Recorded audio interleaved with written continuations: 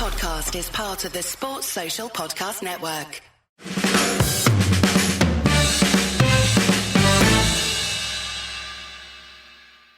Welcome to No Question About That Daily. Today, a special on Eric Cantona with Zach Sweeny-Lynch of the Upshot podcast.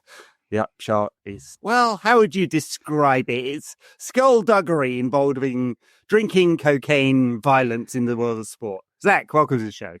Thank you. Thanks for having me on. Yeah, I think that's a pretty good in a nutshell. It's kind of, we sort of cover all the gossip, drama, scandals, controversy, all that sort of thing from the world of sport. Basically everything that you wouldn't find on BBC Sport. Yeah. It's great stuff, to quote Robin van Persie. It gets to the inner child in me. So I find myself giggling quite a lot about Diego Maradona's, massive cocaine habit, or Eric Cantona and his various shenanigans, as we'll get into today. So yeah, I remember your Cantona. You had a Fergie pod, didn't you, a few months back? Yeah, we did tell. Yeah, we did a whole sort of Fergie era one. We've done a few Man United ones actually. We did George Best at the start of this year. Yeah, and a Wayne Rooney episode as well. Which both of those, I say, you've had a few wrong-uns down the years. Copious amount of shaggers in there. Yeah. But yeah, it was obviously it was the 30th anniversary of the Cantona Kung Fu kick at the weekend, I think it was. That's right, on 25th, yeah. Yeah, so we did a whole two-parter on him, basically skipping out all of his incredible footballing achievements and just focusing on all the mad moments, pretty much, which there's so many of. It was one of my favourite ones for doing the research for. Because obviously, you've heard about the Kung Fu kick and a few of the other ones, but there was so much stuff that I just never come across before, particularly like the time before he joined Man United and was playing in France. There's just a lot of mad stories. All right, well, let's get into it. I mean, I don't know how old you are, whether you were around for 95. I certainly remember it in real time.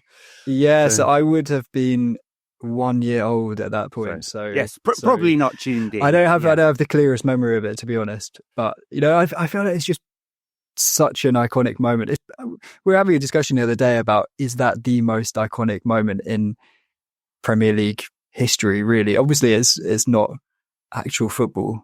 I mean, is that right up there with all the moments we'll remember? Yeah, for sure. Yeah. I mean, it's one of those things like when Kennedy was shot, or Ali beat Foreman for the first time, and Cantona Kung Fu kicks the Crystal Palace fan. You remember where you are. And I was looking at the pictures of the stand at Selhurst Park and just like picking out the various facial expressions in there and thinking what a claim to fame that would have been if you were in that photo.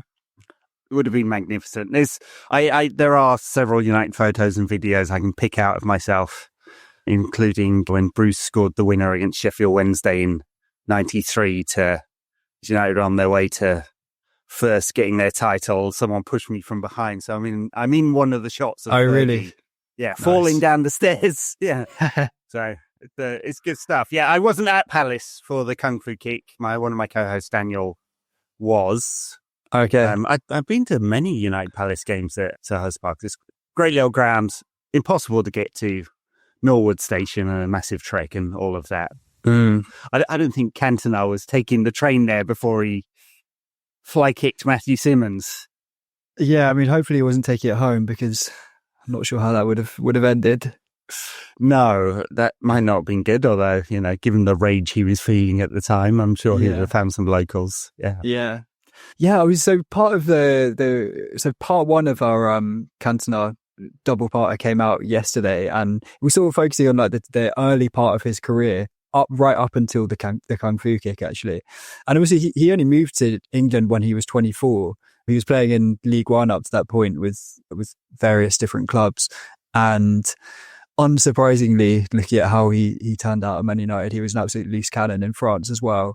So he was already like a real prodigy. He was named Young Player of the Year there, but just constantly getting in these mad moments. So he once got sent off for punching a fan who'd been abusing him. Sort of quite ominous, actually, for for what was going to come. He punched his own goalkeeper in training one time. There's another story. He got dropped by the France national team manager one time, and went on national TV on a live TV interview and can I swear on this podcast? Yeah, sure. Yeah. in French maybe, and calls him a sac à merde, a bag of shit on TV. Another one. I think he's playing for Auxerre at this point, and he kung fu tackles an opponent. Have you ever seen the video? I have seen this one. Yeah, it's great. It's honestly one of the most heinous fouls I've ever seen on a football pitch. It's like he flies through the air 2 feet off the ground, like crashes studs first into this guy at waist height. It's kind of we tell a few other stories about kung fu kicks throughout his career in the episode. It's sort of like his signature move in a way. Yeah. You don't see much of that anymore. I mean, it's kind of gone out of fashion, hasn't it? The kung fu kicking kick, your opponent. Yeah, just bring it back, I think. But it's a bit of a sort of like WWE wrestler having a special move. That was Cantona's. Was this sending off the one that sort of precipitated his move away from France? Didn't he go to the disciplinary hearing and call them all bags of shit or something like that? He was sent off for throwing the ball at the ref during a match and got hauled into this disciplinary meeting. And he was expected to get a 2-match ban and ended up getting a 4-match ban, I think. And in response, he walked up to every member of the board and went right into their face and said, "You are an idiot." And just one by one went down the line, like, "You are an idiot. You are an idiot." Great. And then they gave him a 4-month ban. And that was when he decided, I think he actually announced his retirement at that point and was talked back into it by, was it Platini, the French assistant manager? Right. And ended up coming to England. Yeah. I think my first encounter with the Cantona phenomenon was when he played five-a-side for Sheffield Wednesday or some weird thing like that when he first came over to England. He played one like an indoors summer football tournament before. Oh, really? Before he joined Leeds, yeah. I remember thinking this is a bit weird. France. Was he sort of? What was he doing? Like looking for clubs? Looking for a club, yeah. Yeah, he got really into beach football as well after he retired. He did. Played for France for about 10 years. I think his beach football career was almost as long as his actual football career, which is quite good. Actually, there was one other story I wanted to mention from his time in France, because he had to go off and do military service at one point, which I think in France was obligatory at that point. And it was a relatively light military service compared to what I think other recruits would get put through. So they had this special unit for up and coming sports stars, and he did a bit of army, whatever they did during the day, and also played for the army football team. And they went off on tour to Gabon one time, and Eric sneaks out of the team camp one night and finds some locals on the street and ends up like smoking a joint with them, which, as you know, is a funny enough scene as it is, but he describes it in his book in such an Eric Cantona way. It's a sort of near-death experience. So he says, "Fear quickly took the place of curiosity, the fear of dying. I had been looking for artificial paradises, but it is anguish that was waiting for me at the end of such a journey. One does not resist the attraction of the forbidden fruit." Great. Which basically he white-eyed, basically. Yeah. It sums up Cantona overall, you know, the inner poet. Yeah. And the desire to taste the forbidden fruit. Yeah. He's got such a good way with words. His book's quite enjoyable. So I remember in the 90s when he was in England, especially at United, and he was quite a kind of modest fella. He had a normal car, and he lived in a 2-up, 2-down with his wife. Yeah. And then, didn't he have a gîte in France, and he had a string of mistresses and the classic French thing or something like that? Yeah, I think a lot of his maddest stories happened, and a lot of his sort of womanizing, if you call it that, happened when he went back to France.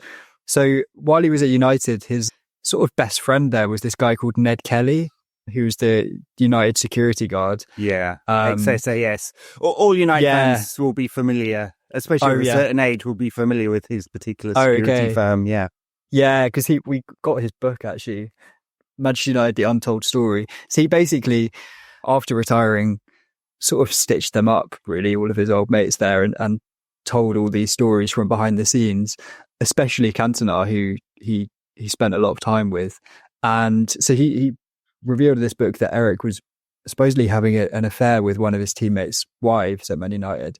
Doesn't say who it was, but it's quite a big bombshell to drop. And he also talks about a trip to Paris that he makes with Eric, where they end up going to this quite very seedy sort of nightclub, where you go into the top floor of a sort of regular bar, and as you go down the floors, it becomes more and more seedy. So they go down to the next floor, and there's like porn screens on the TV.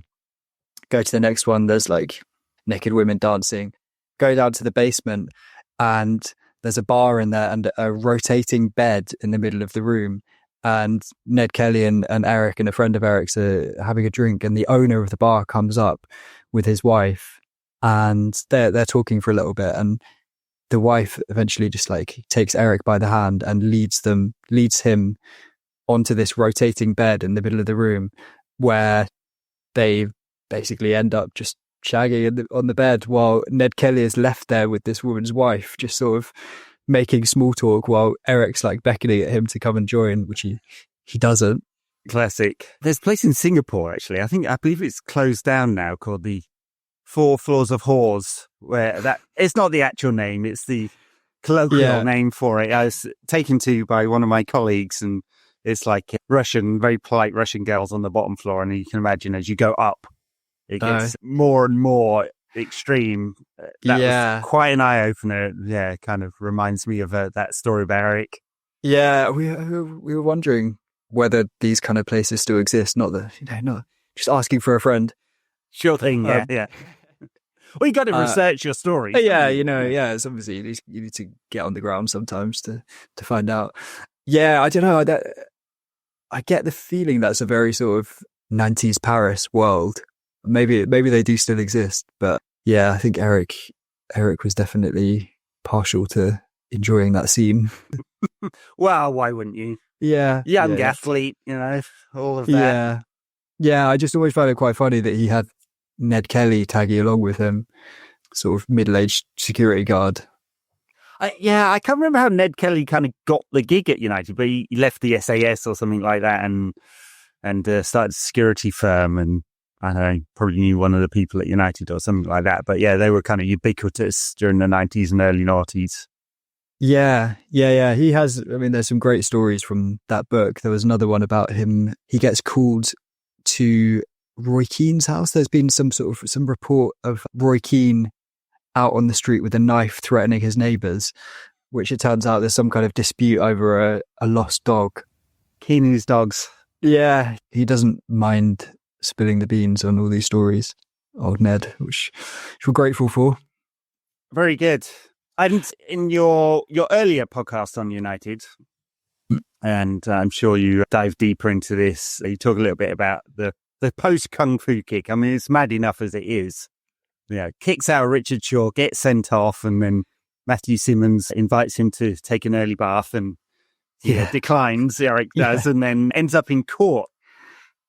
Yeah, that was. I love that was Eric Simmons. Matthew Simmons. Yeah. Matthew Simmons.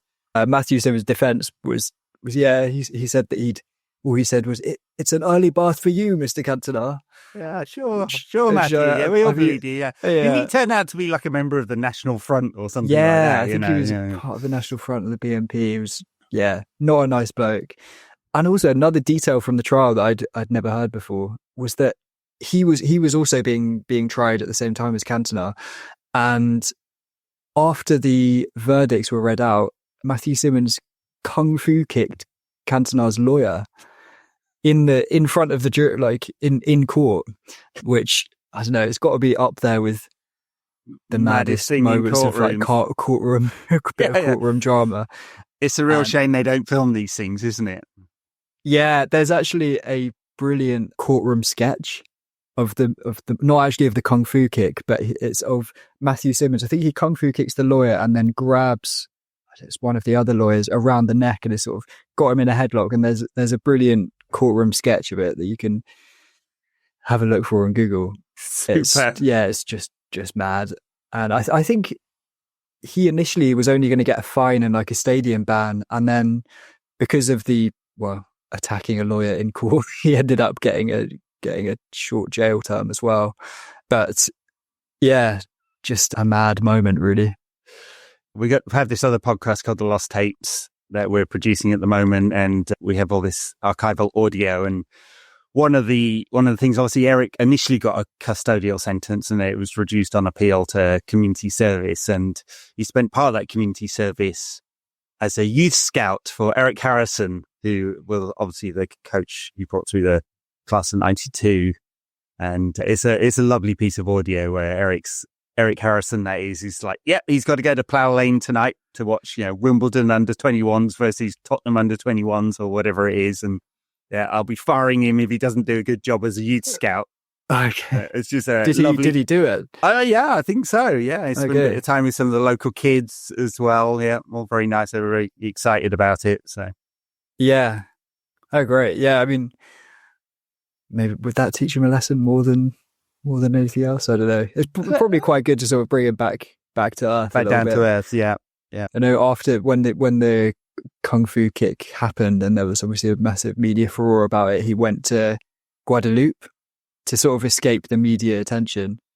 And there was a story from, I think it was the Daily Mirror, one of the tabloids, that their reporter tracked Eric down on the beach, and the account of it that they give is brilliant. They say that he chased the reporter up the beach and then tried to drop kick the reporter.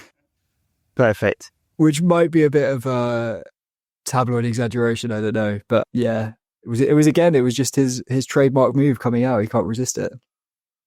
It's a wonderful period. I mean, obviously, United banned him for the rest of the season, and the FA extended it to the following October, and Eric lost it at that point and ran off to Paris. And there's that whole wonderful story about Ferguson going after him and getting like a scooter ride around Paris to go find Eric in some restaurant somewhere and convince him to stay on as a player. Not the first time Eric has tried to retire and managed to come after him. Fergie was going around Paris on a scooter.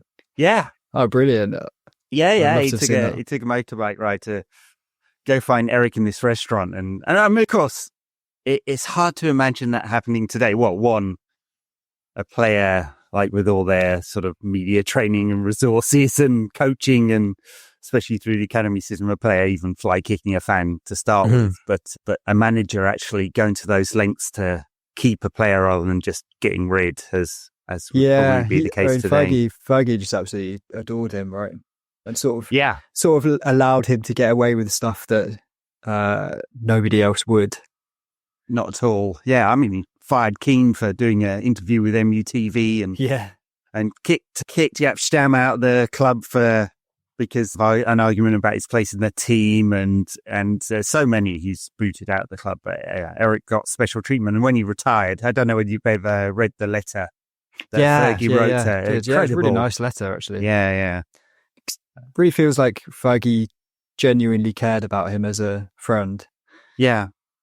I think Fergie has this reputation of it being all hairdryer and nothing else, but I think there's a lot more to understood when to pull out the hairdryer and when to put an arm around the shoulder. And I mean, is it Wes Brown who tells the story about how Fergie would scream at the players who could take it in the dressing room just to put the fear into the other players who couldn't. Yeah. And like understanding that Roy Keane could have a shouting match, but I don't know, maybe Wes Brown couldn't or something like that. Yeah, I imagine that's a lot of what management is, really, is just knowing the personality of your players and being a good man manager.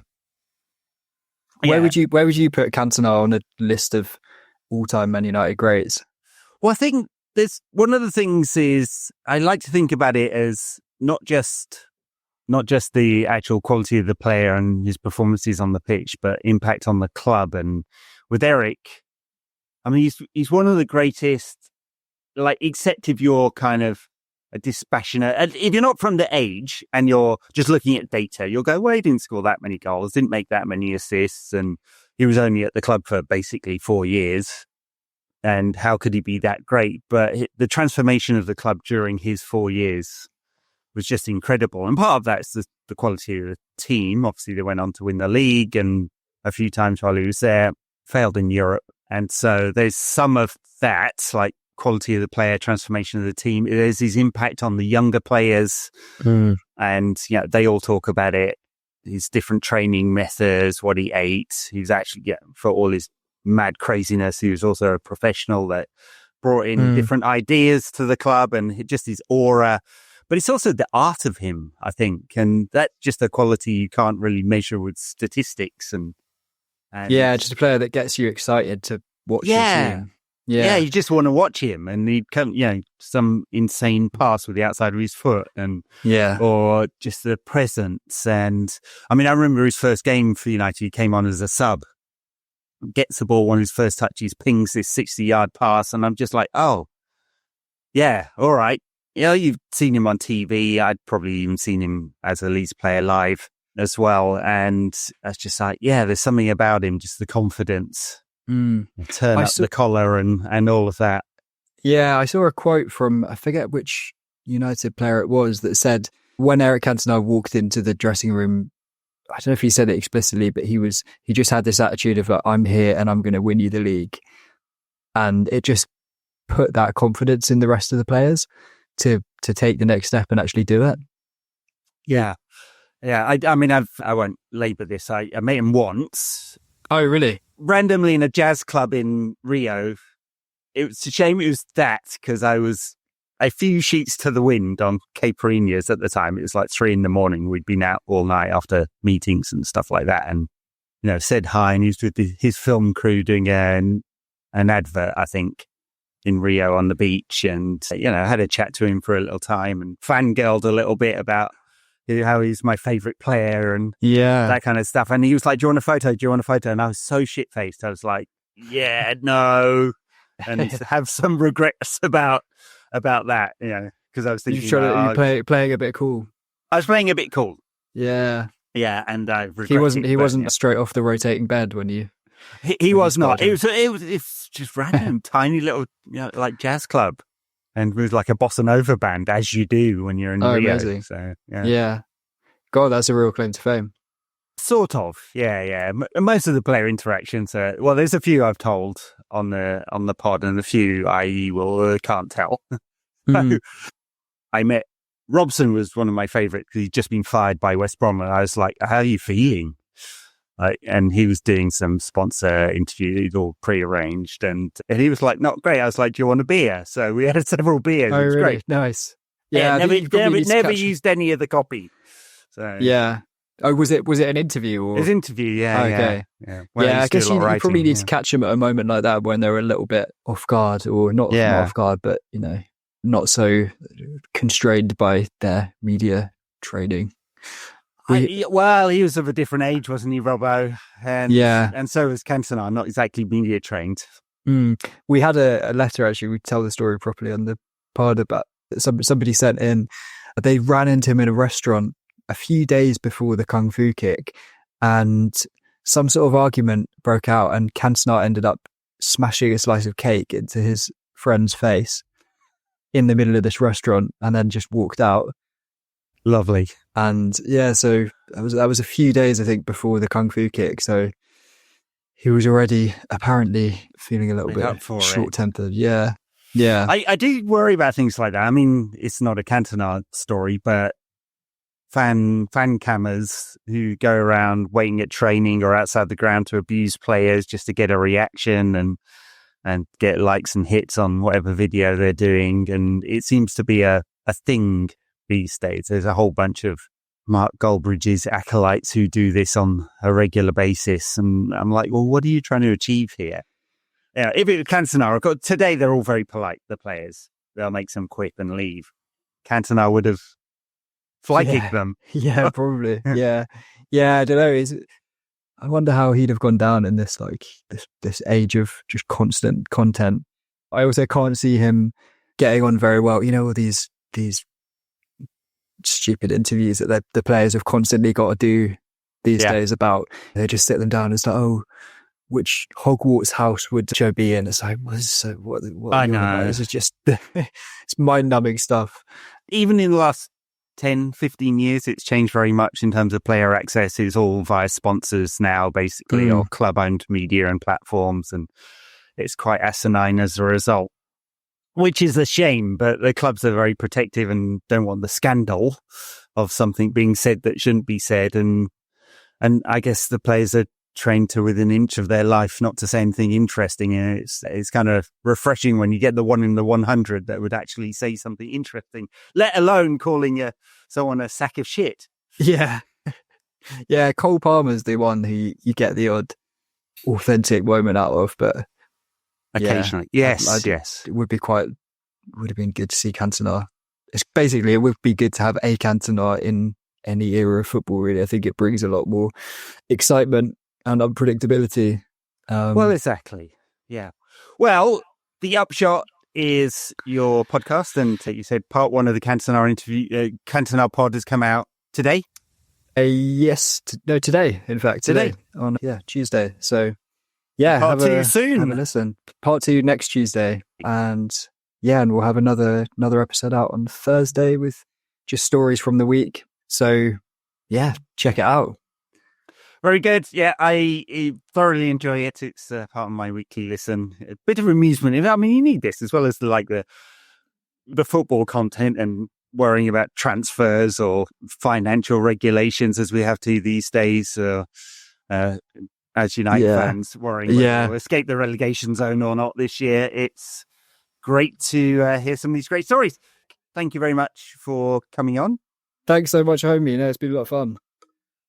Listeners, viewers, wherever you are, check out The Upshot on your favourite podcast app of choice, or Spotify as well, and YouTube. And I will post this in all those places. Zach, have a great week. You too, Ed. Cheers for having me on. Happy Eric Cantona week. Every week is Eric Cantona week. Very good. Bye now. Bye.